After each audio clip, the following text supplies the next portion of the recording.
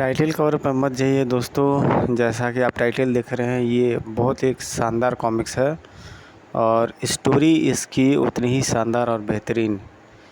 Comics industry में आपने बहुत कम ऐसी स्टोरीज़ पढ़ी होगी। इस बात की मैं गारंटी लेता हूँ कि टाइटल कवर पर बिल्कुल मत जाइएगा। जैसे इसकी कहानी है, रेयर केस में होती है किसी कॉमिक्स की ऐसी स्टोरी। तो आइए देखते हैं इसके आगे की स्टोरी क्या थी।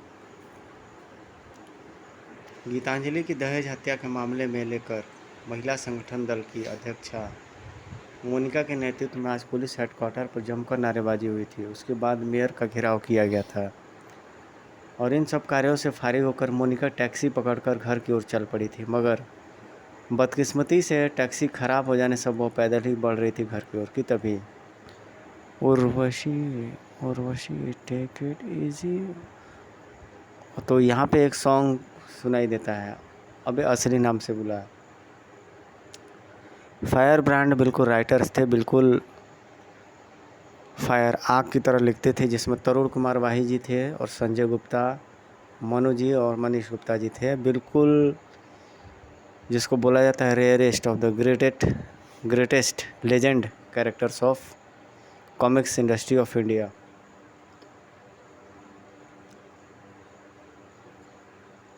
मोनिका, ये गुंडे मेरा नाम कैसे जानते हैं।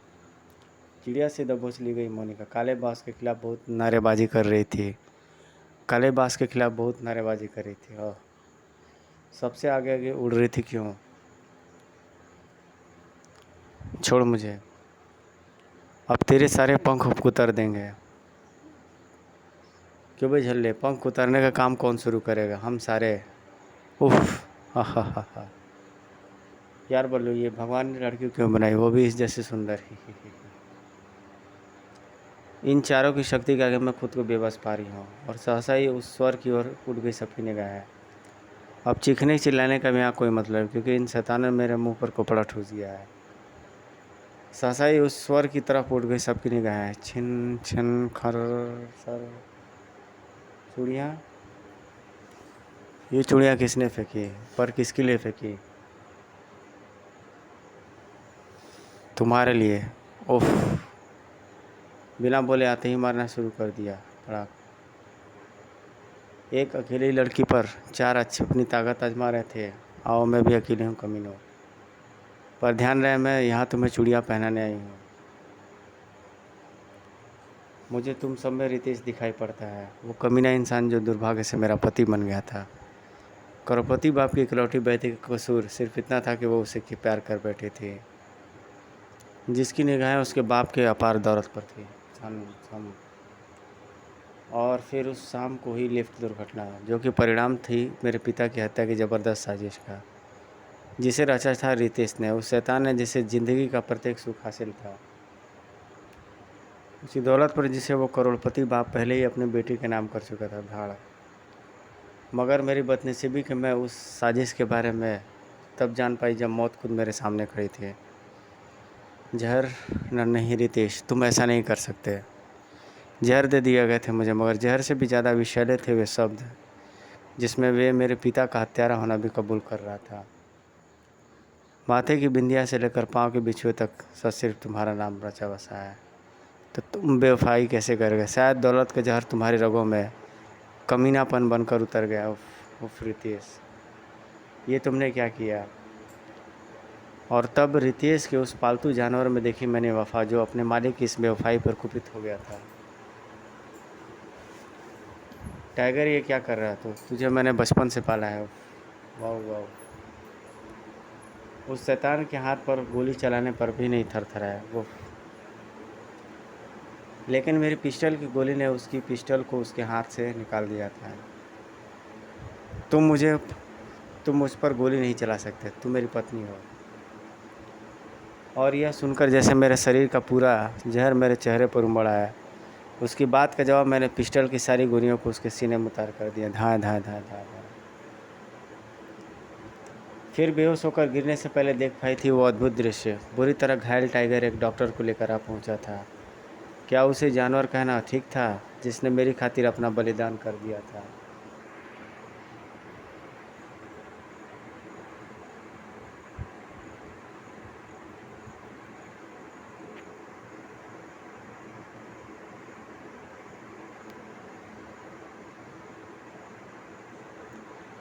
विधवा हो चुकी थी मैं अब, लेकिन मेरा ये प्रण था कि सफ़ेद वस्त्र धारण नहीं करूँगी, बल्कि काले वस्त्र धारण करके बनूँगी काली विधवा। विचारों की आंधी में और भी सुलग उठा था काली विधवा का चेहरा। आज मैं चीख चीख कर कहती हूँ कि मुझे मर्दों से नफ़रत है, मुझे मर्दों से नफ़रत है। और तब उफ, इसकी तो नस नस में आग भरी है। कौन है ये? हमें चूड़ियाँ पहनाने आई थी, पहले इसी के पंख उतरेंगे। इसी पल हवा में सनसना कर आई वह टूटी चूड़ी और धंस गई झल्ले की कलाई में। आह साए, अरे तुम्हारी कलाई तो एक टूटी चूड़ी भी बोझ सहन उठाने लायक नहीं है।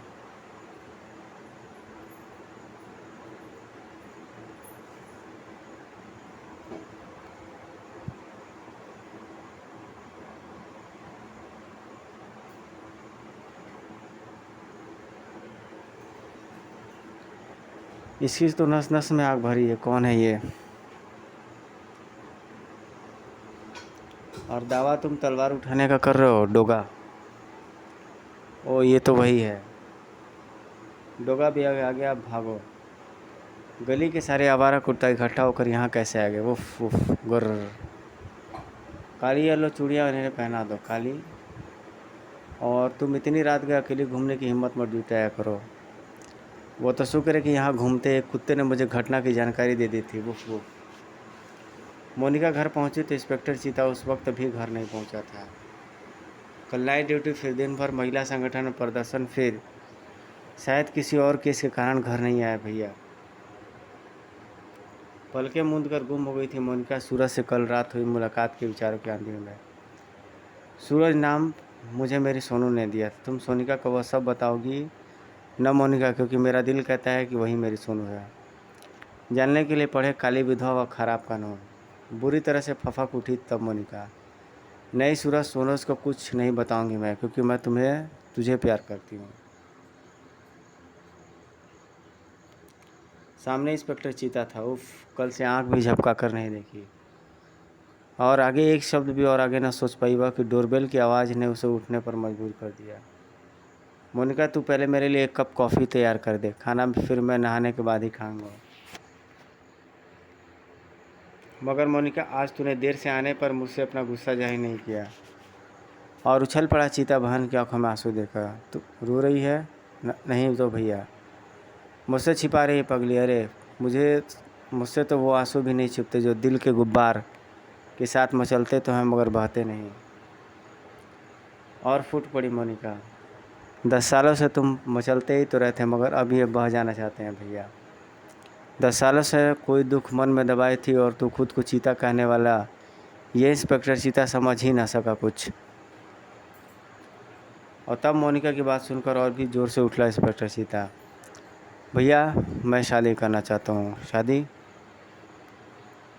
दूसरी पल ठहाका लगाकर हंस पड़ा इंस्पेक्टर चीता। कितना बड़ा बेवकूफ़ हूँ मैं, जो फ़र्ज और कानून के चक्कर में इतनी बड़ी जिम्मेदारी का काम तो भूल गया। लानत है तुम पर इंस्पेक्टर चीता। मगर पूछोगे नहीं भैया कि मैं किससे शादी करना चाहता हूँ? जल्दी बता मोनिका, जल्दी बता, ताकि मैं उससे तेरी शादी की बात पक्की कराऊँ। और फिर मोनिका ने जो नाम बताया उसे सुनकर दिवाली पर छूटने वाला अनार, फुलझड़ियाँ और सभी पटाखे उसके दिमाग में ही छूटने लगे। कमिश्नर सिन्हा डोगा के रेट से शुरू हुई थी मेरी मुसीबतें। उसके बाद तुम्हारा वो इंस्पेक्टर चीता। बिल्डिंग में ज़बरदस्त आग लगी होने के बाद भी मेरी बीवी की लाश तक पहुंच गया। डोगा ने तहखाने तक वाले हेडक्वार्टर तक पहुंचकर मेरे चार खूनी व पागल हत्यारों को मार डाला। और तुम्हारा इन्फॉर्मेशन पर मुझे वहाँ फ़ौरन ही अपना सारा माल उसी इमारत के नीचे बनी कई गुप्त सुरंगों के रास्ते से निकालना पड़ा। सब इंस्पेक्टर खुदरा ने मेरे पिस्तौलों के कंसाइनमेंट को कितनी चतुराई से पकड़ लिया। सब इंस्पेक्टर खोपर तो हमारे बेहद गोपनीय जीव के अड्डे तक पहुंच गया। और फिर मुझ पर टूटी महिला संगठन की वह गाज, जिसकी अध्यक्ष मोनिका को वो सबक सिखाने के लिए मैंने अपने झल्ला को भेजा। मगर झल्ला बुरी तरीके से घायल और बेहोश हॉस्पिटल में मिला, जहां मैंने उसे मौत के सुपुर्द कर दिया। कालेबाज के चेहरे पर झल्लाहट की ज़बरदस्त भाव थे। और तुम कह रहे हो कमिश्नर सिन्हा कि अब ऐसा नहीं होगा? तुम निश्चिंत रहो। कल अब जब तुम्हारा माल एयरपोर्ट पहुंचेगा तो वहां होगी कस्टम की हड़ताल। इसलिए मैंने तुम्हें माल कल के दिन मंगाने के लिए कहा था। कल खुद इंस्पेक्टर चीता माल लेकर पुलिस हेडक्वार्टर आएगा और मुझे उम्मीद है कि हेडक्वार्टर तक सुरंग तुमने पूरी कर ली होगी, जहाँ से माल तुम्हें सौंप दिया जाएगा। सुरंग बेसमेंट के नीचे बने सीवर सिस्टम तक पहुँचा ही दी गई है। मैं एक दिन इस पूरे इलाके में सुरंगों की ऐसी भूल भुलैया बना दूंगा कि कोई मुझ तक नहीं पहुंच पाएगा और ख़तरे की किसी भी घड़ी में मैं आराम से बाहर निकल जाऊंगा। अब मुझे भी चलना चाहिए। अगले दिन एयरपोर्ट पर कस्टम अधिकारियों की ड्यूटी का काम सौंप दिया गया था बम्बई पुलिस को। इंस्पेक्टर चीता खुद मौजूद था वहाँ, जहाँ सब इंस्पेक्टर खुरदुरा और सब इंस्पेक्टर खोपड़ के साथ। सर, पुलिस विभाग के लिए बाहर पेजर्स आ रहे हैं। बाहर से पेजर्स आ रहे हैं, ठीक है, अच्छी बात है, मगर इन पेजर्स को रिसीव करने के लिए कमिश्नर साहब द्वारा आपकी ड्यूटी लगाना कुछ समझ में नहीं आया। सख्त यस सर, कस्टम अधिकारियों की हड़ताल को देखते हुए आपको तो किसी विशिष्ट ड्यूटी पर लगना चाहिए था। सख्त भाव थे इंस्पेक्टर के चेहरे पर। तो तुम भी यही समझ रहे हो कि मैं कमिश्नर का आदेश सम्मान कर यहाँ सिर्फ पेजर्स रिसीव करने आया हूँ? तो क्या सर? मुझे एक गुमनाम टिप मिली है कि इस फ्लाइट से कालेबास को 20 करोड़ के डायमंड्स भी स्मगल किए जा रहे हैं। आज ही पुलिस विभाग को भेज जा रहे हैं पेजर्स। आज कस्टमर की भी हड़ताल है। हमें पेजर्स की विशेष रूप से तलाशी लेनी चाहिए, क्योंकि वही चीज़ ऐसी हो सकती है जिसकी यहाँ तैनात पुलिस विभाग तलाशी नहीं लेगा। आगे कुछ भी कहने सुनने की ज़रूरत नहीं रहेगी, क्योंकि सब इंस्पेक्टर खोपड़ और खुरदरा को फ्लाइट पहुंच गई थी।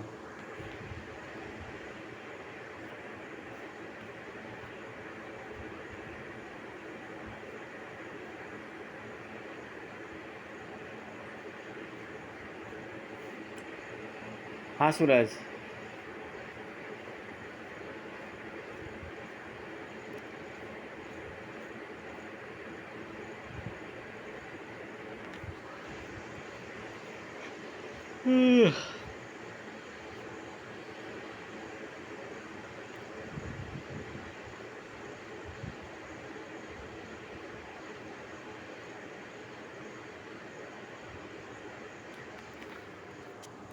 मुझे एक गुमनाम टिप मिली है कि इस फ्लाइट में कालेबास को 20 करोड़ के डायमंड्स स्मगल किए जा रहे हैं और आज ही पुलिस विभाग को भेजे जा रहे हैं पेजर्स। आज कस्टम की भी हड़ताल है सर। हमें पेजर्स की विशेष रूप से तलाशी लेनी चाहिए, क्योंकि यही वही चीज़ ऐसी हो सकती है जिसकी जानकारी यहाँ तैनात पुलिस विभाग तलाशी नहीं लेगा। यस सर, कस्टम अधिकारियों की हड़ताल को देखते हुए आपको तो किसी विशिष्ट ड्यूटी पर लगाना चाहिए था। मुझे शक एक गुमनाम टिप मिली है कि इस फ्लाइट से कालेबास को 20 करोड़ के डायमंड्स भी स्मगल किए जा रहे हैं। ओह, आज ही पुलिस विभाग को भेजे जा रहे हैं पेजर्स। आज कस्टम की भी हड़ताल है सर। हमें पेजर्स की विशेष रूप से तलाशी लेनी चाहिए, क्योंकि वही चीज़ एक ऐसी हो सकती है जिसकी निगरानी यहाँ तैनात पुलिस विभाग तलाशी नहीं लेगा। आगे कुछ भी कहने सुनने की ज़रूरत नहीं रहेगी थी सब इंस्पेक्टर्स को खुदरा को, क्योंकि फ़्लाइट पहुंच गई थी।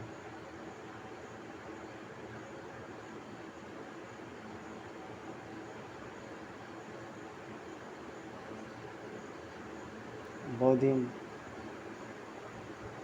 आगे कुछ भी कहने सुनने की ज़रूरत नहीं रह गई। सब इंस्पेक्टर खोपड़ और खुदरा, क्योंकि फ़्लाइट वहाँ पहुंच गई थी। ज़बरदस्त घेराबंदी कर ली थी इंस्पेक्टर चीता ने। ऑफिसर्स चेकिंग में कोई कमी ना आने पाए। पेजर्स भी चेक किए जाएंगे सर, पेजर्स भी। और गाज गिर पड़ी थी वहाँ मौजूद काले बॉस पर। कमिश्नर के बच्चे, तुझे और कोई नहीं मिला था पेजर्स को रिसीव करने के लिए? बॉस आप कहें तो मैं उसका काम तमाम करके पेजर्स खुद ले आऊँ। नहीं निशांची नहीं, अगर तुमने ऐसा किया तो यह भेद खुल जाएगा कि हीरे पेजर्स में है।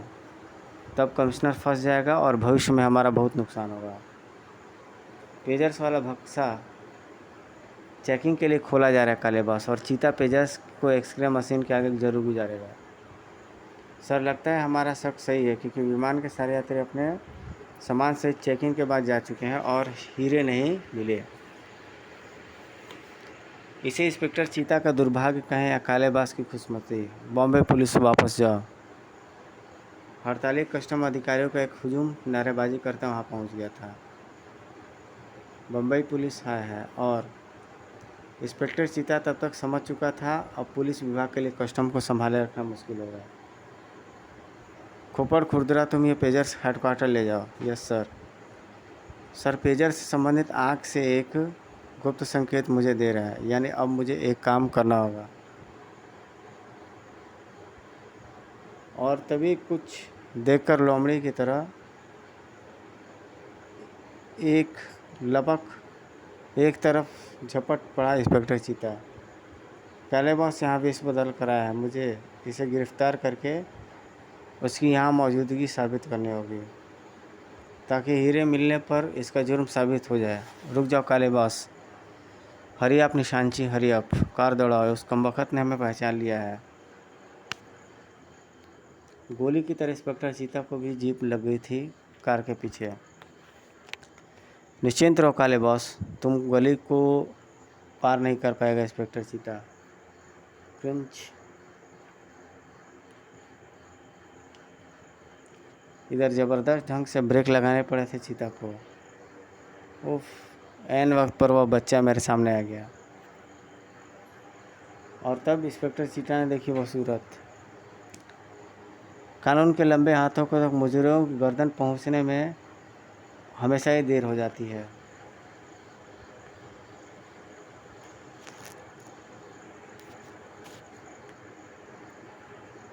मगर जब तक डोगा के हाथ कायम है तब तक कानून के हाथ छोटे नहीं होने देगा। अरे ये तो डोगा है। तो डोगा का एक और फ़ोन यहाँ पर